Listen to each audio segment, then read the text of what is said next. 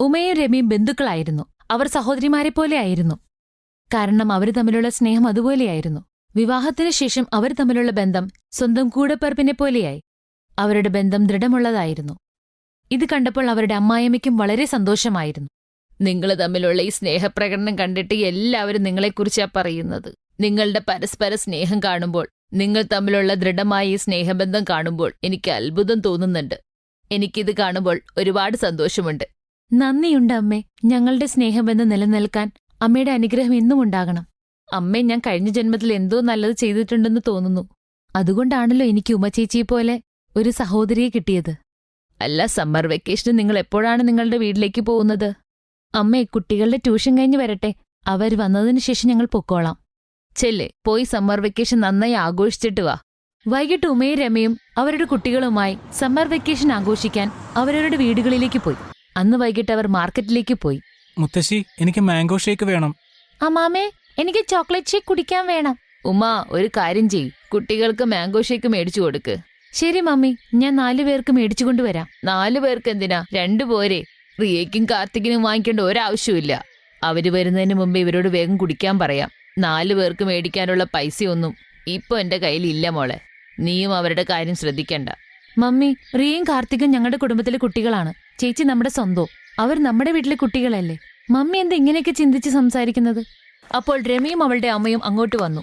വർഷ്, ചാരു, ഇതാ നിങ്ങൾക്ക് 2 പേർക്കും ചോക്ലേറ്റ് ഐസ്ക്രീം. റിയയും കാർത്തികും ഐസ്ക്രീം വേണമെന്ന് പറഞ്ഞപ്പോൾ നിങ്ങൾക്ക് 2 പേർക്കും കൂടി ഞാൻ വാങ്ങിച്ചു.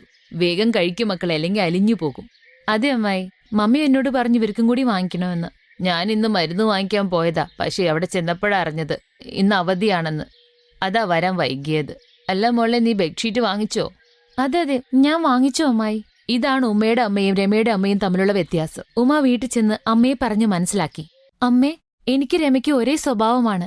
പപ്പയും അമ്മാവനും ഒരേ ജോലിയല്ലേ ചെയ്യുന്നത്. ഞങ്ങൾ ഒരു കുടുംബത്തിലെയല്ലേ, പിന്നെ എന്തിനീ വ്യത്യാസം? അമ്മയ്ക്കറിയോ, മക്കളും അമ്മ പറയുന്നത് കേട്ടാണ് വളരുന്നത്. അപ്പോൾ പുറത്തുനിന്ന് കുട്ടികൾ വഴക്ക് കൂടുന്ന ശബ്ദം കേട്ടു. കാർത്തിക്, എനിക്ക് ഈ ബോള് മുത്തശ്ശി തന്നതാണ്. നീ നിന്റെ മുത്തശ്ശിയോട് പറ, നിനക്ക് ഇത്രയും വലിയ ബോള് മേടിച്ചു തരാൻ. എന്റെ ബോള് തരില്ല. കാർത്തിക്, അവരവരുടെ ബോൾ വെച്ച് കളിക്കട്ടെ. നമ്മുടെ അമ്മാമ നമുക്ക് എത്ര നല്ല കളിപ്പാട്ടമാണ് വാങ്ങിത്തന്നത്. വാ, നമുക്ക് പോയി ഗെയിം കളിക്കാം. നമുക്ക് അമ്മാമ വാങ്ങിത്തന്ന ഈ കളിപ്പാട്ടം അവർക്ക് കളിക്കാൻ കൊടുക്കണ്ട. നീ വാ, കളിക്കാം. നമുക്ക് അമ്മാമോട് പറയാം അതുപോലത്തെ ഒരു കളിപ്പാട്ടം വാങ്ങിത്തരാനായിട്ട്. അതെ, അപ്പൊ നമുക്കും ഗെയിം കളിക്കാലോ. മുത്തശ്ശി, മുത്തശ്ശി. കണ്ടു അമ്മേ, മക്കളും അമ്മയെപ്പോലെ വേർതിരിവ് കാണിക്കുന്ന കണ്ടില്ലേ? അവരും നിങ്ങളെപ്പോലെ വേർതിരിവ് കാണിക്കാൻ തുടങ്ങി. മമ്മിയും ഞാനും രമയും പരസ്പരം സ്നേഹത്തിലാണ് കഴിയുന്നത്.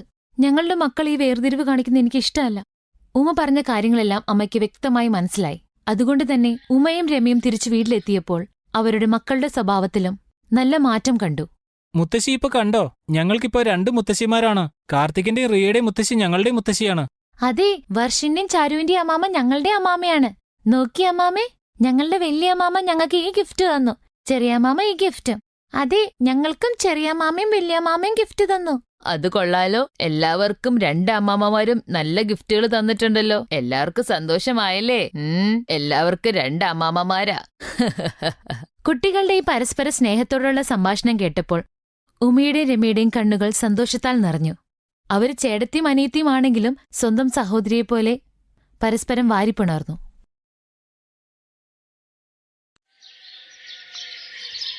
രീതി, നീതി, പ്രീതി എവിടെയാണ്? വാ, ഭക്ഷണം കഴിക്കേ. ഇപ്പൊ വരാം അമ്മേ. വന്ദനയുടെ സൗണ്ട് കേട്ടതും അവരുടെ 3 മക്കളും കൂടി റീതു, നീതു, പ്രീതി വീട്ടിലേക്ക് വരുന്നു. റീതു എപ്പോഴും നടുക്കാണ് നടന്നിരുന്നത്. റീതു, നീതു അവളുടെ തോളത്ത് കൈ പിടിച്ചാണ് നടന്നിരുന്നത്. എന്തെന്നാൽ നീതുവിനും പ്രീതുവിനും കണ്ണ് കാണില്ലായിരുന്നു. പക്ഷെ റീതുവിന് കണ്ണ് കാണാം. പക്ഷെ അവൾക്ക് നടക്കാൻ ബുദ്ധിമുട്ടാണ്. അവൾ വടികുത്തിയാണ് നടന്നിരുന്നത്. നീതിയും പ്രീതിയും റീതിയെ സഹായിച്ചിരുന്നു. എത്ര തവണ മോനെ പറഞ്ഞു ദൂരേക്കൊന്നും പോവല്ലേ എന്ന്. രീതി ചേച്ചി ഉണ്ടായിരുന്നല്ലോ കൂടെ. അരേ, എത്ര നാള് നിങ്ങൾ 3 പേര് ഒരുമിച്ചിരിക്കാൻ പറ്റും? 3 പേരും കല്യാണം കഴിച്ച് 3 വീട്ടിലേക്ക് പോവേണ്ടവരല്ലേ? അങ്ങനെയെങ്കിൽ ഞങ്ങൾ കല്യാണമേ കഴിക്കില്ലമ്മേ. രീതി ചേച്ചിയുടെ തോളത്ത് പിടിച്ച് ഞങ്ങൾ ഇങ്ങനെ നടന്നോളാം. വന്ദനയ്ക്ക് ഒരു മകനും ഇല്ലായിരുന്നു. 3 പെൺമക്കളാണ്, അതും വയ്യാത്തവർ. വന്ദനയ്ക്ക് ഭയങ്കര സങ്കടമായിരുന്നു. വന്ദനയുടെ ഭർത്താവ് ശ്യാം ഒരു കർഷകനാണ്. അയാൾ വളരെ കഷ്ടപ്പെട്ട് ആ കുടുംബത്തെ പോറ്റിക്കൊണ്ടു പോന്നു. അങ്ങനെയൊരു ദിവസം, റീതി എവിടെയാണ്? അമ്മേ, ഞാൻ റൊട്ടി ഉണ്ടാക്കുന്നു. അയ്യോ, നീ എല്ലാ ദിവസവും നീയല്ലേ ജോലി ചെയ്യുന്നേ? അവരെ എന്തെങ്കിലും പഠിപ്പിക്കേ. അമ്മേ ഞാനിവിടെ ഉണ്ടല്ലോ. അതുമല്ല അവരെങ്ങനെ ചെയ്യാനാ? അതല്ല മോളെ, നീ കല്യാണം കഴിച്ചു പോയാലും അവരെയും വേറെ വീട്ടിലേക്ക് വിടേണ്ടതല്ലേ? അപ്പൊ എങ്ങനെ ശരിയാകും? അന്തകളും അവരുടെ കാര്യങ്ങളൊക്കെ ചെയ്യണ്ടേ മോളെ? നമ്മുടെ കാര്യങ്ങളൊക്കെ ചെയ്യാനായിട്ട് വേലക്കാരും കാര്യങ്ങളൊന്നും ഇല്ലല്ലോ മോളെ. പക്ഷെ അമ്മ അവരെങ്ങനെ ചെയ്യാനാ? അമ്മ തന്നെ ഒന്ന് ആലോചിച്ചു നോക്കൂ. ഏതാണ് പഞ്ചസാര, ഏതാണ് ഉപ്പെന്നൊക്കെ എങ്ങനെ മനസ്സിലാക്കും? അതിലേതാണ് മുള്ളങ്കി, ഏതാണ് ക്യാരറ്റ് എങ്ങനെ മനസ്സിലാക്കും? അതുകൊണ്ടാ ഞാൻ പറയുന്നത് എന്റെ കല്യാണമേ കഴിപ്പിക്കണ്ട. ഞാൻ പൈസ ഉണ്ടാക്കാം, ഞാൻ എല്ലാവരെയും നോക്കിക്കോളാം. പ്രീതിയുടെ സംസാരം കേട്ട് വന്ദനയുടെ കണ്ണിൽ നിന്ന് കണ്ണുനീർ വന്നു. ഈ കാര്യം നീതിയും പ്രീതിയും കേട്ടു. അവരത് കേട്ട് വീണ്ടും കരയാൻ തുടങ്ങി. അതേ വൈകുന്നേരം, അമ്മേ അച്ഛ, ഞാൻ ആലോചിച്ചു, ഞങ്ങൾ 3 പേരും കല്യാണം കഴിക്കില്ല അമ്മേ. അല്ലെങ്കിൽ ഞങ്ങളെ 3 പേരെയും ഒരേ വീട്ടിൽ കെട്ടിക്കണം. വേറെ ഞങ്ങൾക്കൊന്നും വേണ്ട.